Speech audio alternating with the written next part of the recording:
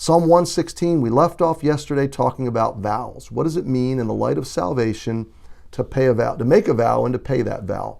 And I think you'll do yourself well just to remember that in light of grace, all of our vows to God are free will vows, loving vows. They're not, we don't pay to be saved. We don't pay because we're saved, okay? We're not paying on a debt to God. He's worthy, but he doesn't have a ledger in heaven with our accrued balance. We're not making mortgage payments on our salvation. We are simply responding in love to the one who first loved us, okay?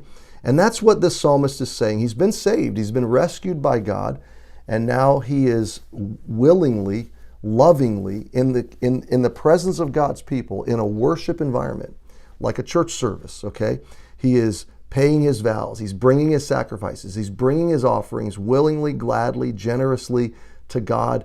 And it's what we do every week, whether you give online or bring an offering to church. It's a reflection of hearts of love. We don't give so that God will favor us. We don't give so that God will save us. We give because we love him. We give because he's been good to us. We give because we value what he values, and we see him as our provider. And it's just one way he's given us to say thank you to him. And I hope you'll give from a pure heart, from a heart of love, and never from a heart of indebtedness or obligation or coercion. So he says, I'll pay my vows in the presence of the Lord and all his people. Look at verse 15 now. This is in the middle of this paragraph, this verse, precious in the sight of the Lord is the death of his saints. It makes me really want to know what was going through the mind of the psalmist at this point. He's already talked about being rescued from death. He's talked about the pains of death or the sorrows of death and hell threatening him, strangling him. Maybe he's looking at death now. Maybe he's musing on death. Maybe he's thinking about when his death ultimately does come. Maybe he's towards the end of his life and he's thinking about finishing his course, his race. Maybe you're looking at death right now. I don't know where this devotion finds you, but right in the middle of this life lived for God, calling upon God, thanking God for all of his benefits, the psalmist says he turns his eyes back to death. And it's though from the lens of God's salvation, the cup of salvation, through the lens of God's benefits towards me, through the lens of a life worshiping God in the presence of his people, bringing my offerings, fulfilling my vows, living my life for God, basically. Through that lens, through that grid, it's as though he looks back at death and says, why was I so worried about death to begin with?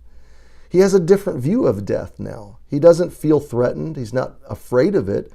He actually sees death now as a precious thing. That's a profound idea, okay? Death through our eyes is a terrifying thing. Death in God's eyes, through the lens of salvation, the cup of salvation, is a precious thing. Why? Because it's an arrival home. It's an arrival on the shores of eternity. It's being welcomed in the presence of Jesus Christ, being welcomed by all those that I love that have gone before me. I think of my grandfather and my grandfathers, I should say, grandmothers. I think of friends and loved ones, people that are members of our church family that have gone on before us that we miss. I miss their greetings. I miss their smiles. I miss their love. I miss their encouragement. They've gone on to heaven ahead of us. And you know, death is a precious thing when you think of it as a graduation ceremony, a commencement into eternity, where we'll be welcomed, cheered on by a great cloud of witnesses. And so this man's view of death through the lens of salvation, through the view of God's benefits, is totally and completely transformed. And he's no longer afraid of death. He's no longer even trying to avoid it. He's in some sense anticipating it. He's in some sense looking forward to it. Okay, that's not sadistic. It's just a biblical view of death. Precious in the sight of the Lord is the death of his saints. God, you may want to live longer, but God's looking forward to welcoming you home, okay? And so whatever your age, whatever your life stage, wherever you are, don't have a sense of threat by death, okay? I don't think you have to anticipate it, okay? But God sure does. God is very much cherishing the moment you get to see him with your eyes. And all of a sudden, your faith becomes sight.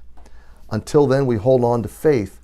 But this psalmist is now celebrating the day, whenever that is, that God will welcome him into his presence. Precious in the sight of the Lord is the death of his saints. O Lord, truly, truly, I am thy servant. I am thy servant, the son of thine handmaid. Thou hast loosed my bonds. I don't know if he's talking about the bonds of death, like he's now transitioning into heaven, or if he's talking about the bonds that he was referring to earlier in the psalm. But here's my point. He's at rest. His soul is at rest, and he's celebrating his identity. What is his identity? I'm yours. I'm your servant. I'm here for you. I'm walking through this life serving you. I'm on mission for you until you bring me to heaven. And whenever you choose to bring me to heaven, my mission is done, my race is run, and I will look forward to transitioning into my eternal rest. But until then, I'm your servant. And he says it twice. I'm your servant. I'm your servant, the son of your handmaid. My mom was your servant, and I'm yours. I'm here for you, God. I'm here to do your will. If your heart is beating, you've got a purpose in God's will.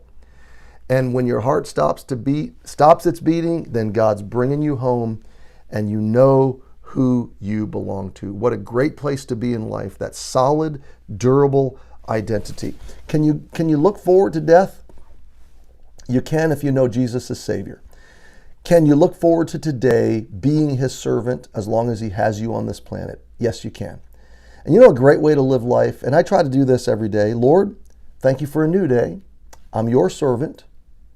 Show me who to serve today. Show me how to serve. I'm here to serve. I don't want to serve myself. I don't want to simply advance my own agenda. God, I'm yours. I'm on mission today. Who can I serve? How can I serve? Help me to serve you and to serve people well today. That'd be a great way to live this Friday, September the 4th.